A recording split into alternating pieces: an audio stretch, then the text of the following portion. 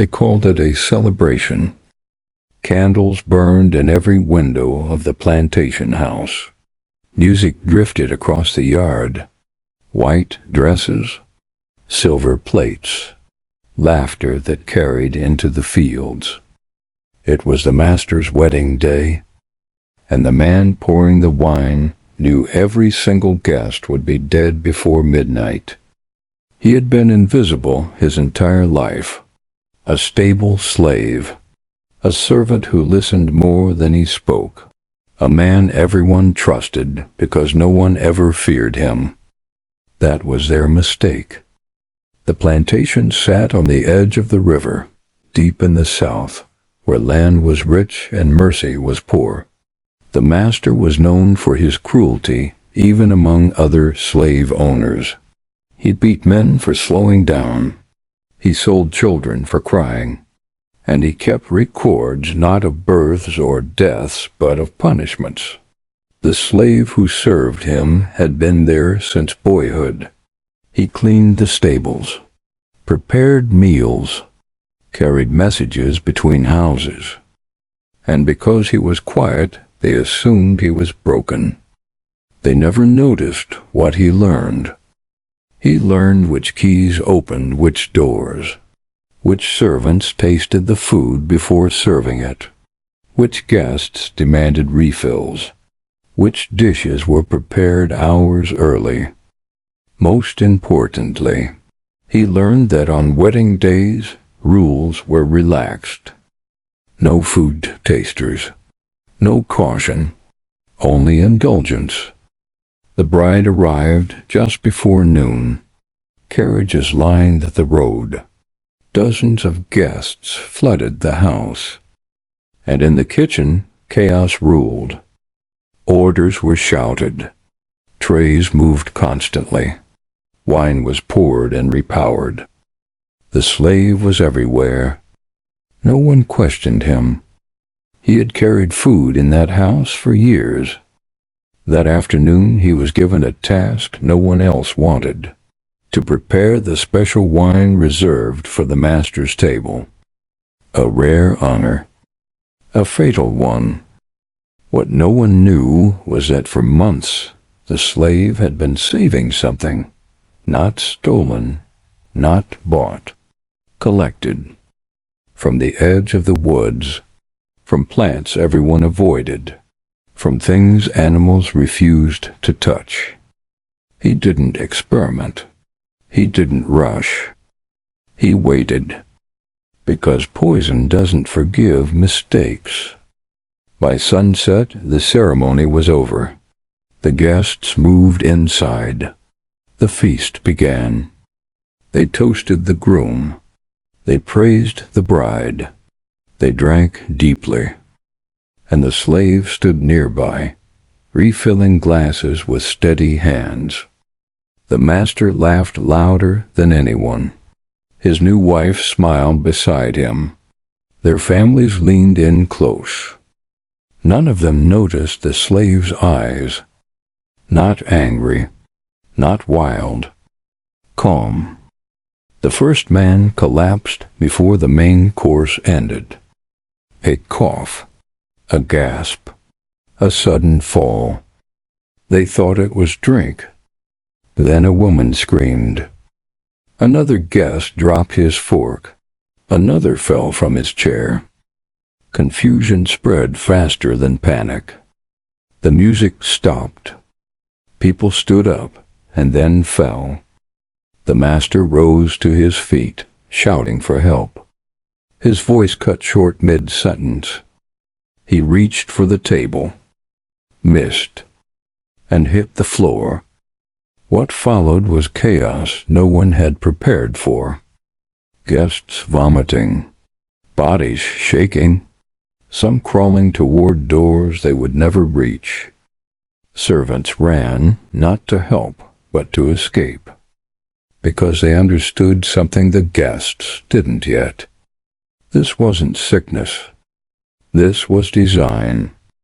The bride collapsed beside her husband, her white dress darkening where wine spilled across it.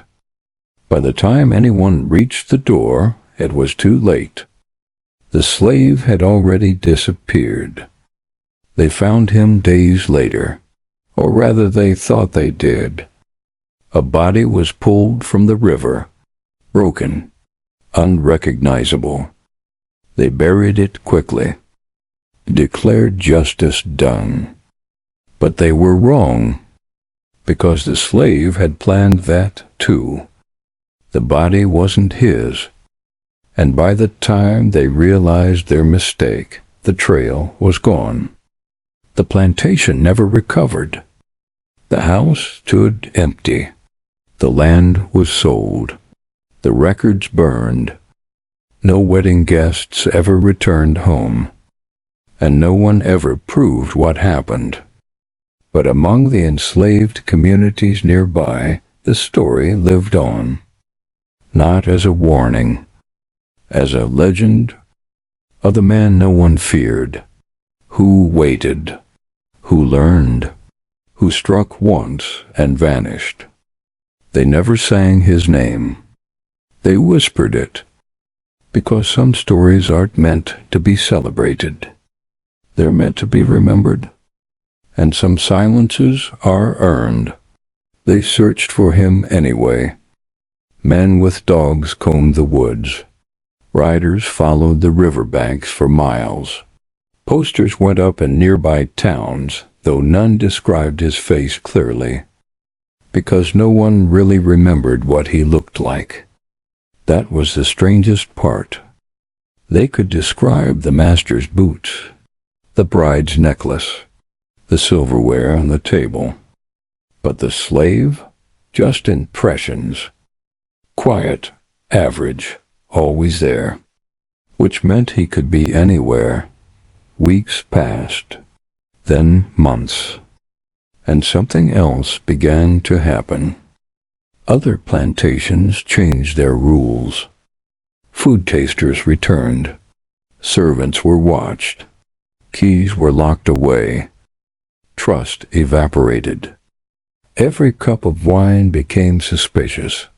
Every quiet slave became a threat. The wedding massacre didn't just kill people. It poisoned confidence.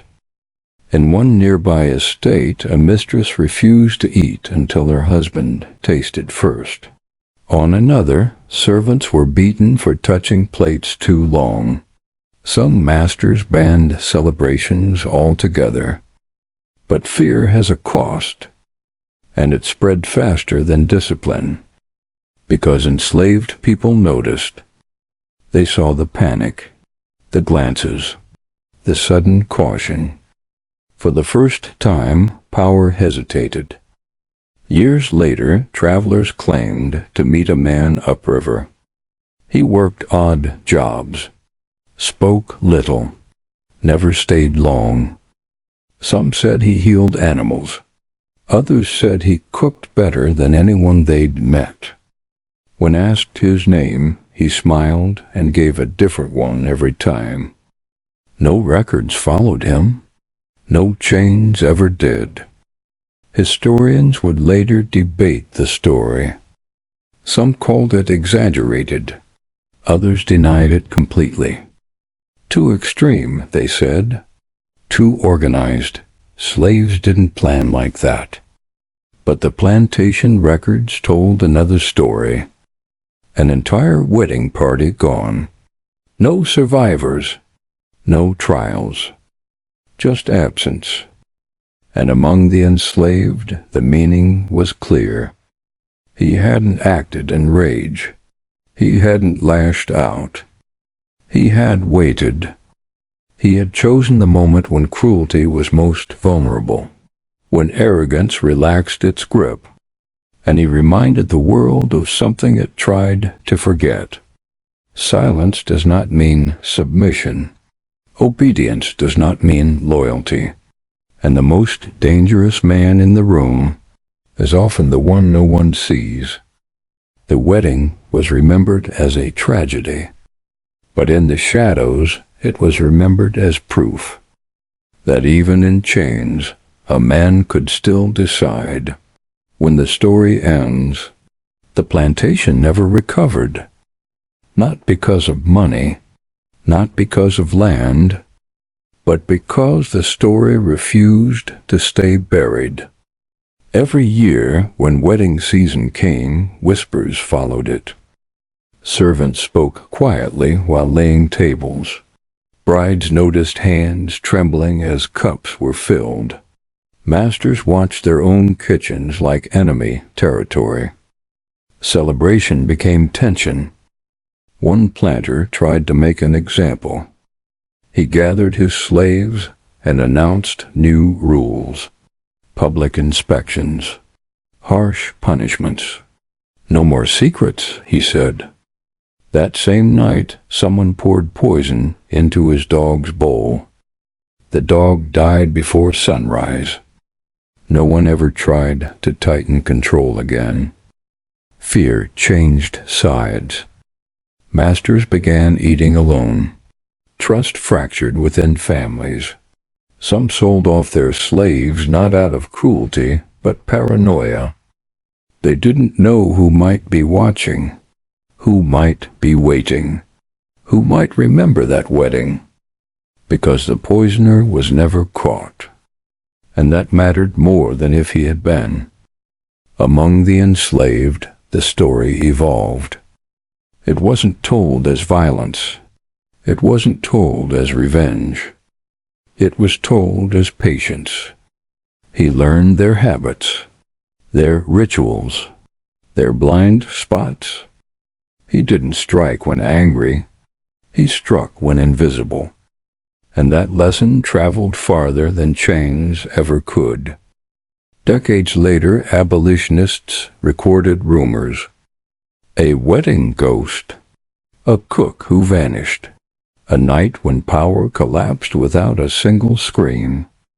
They couldn't prove it, but neither could the masters erase it, because history doesn't always leave fingerprints.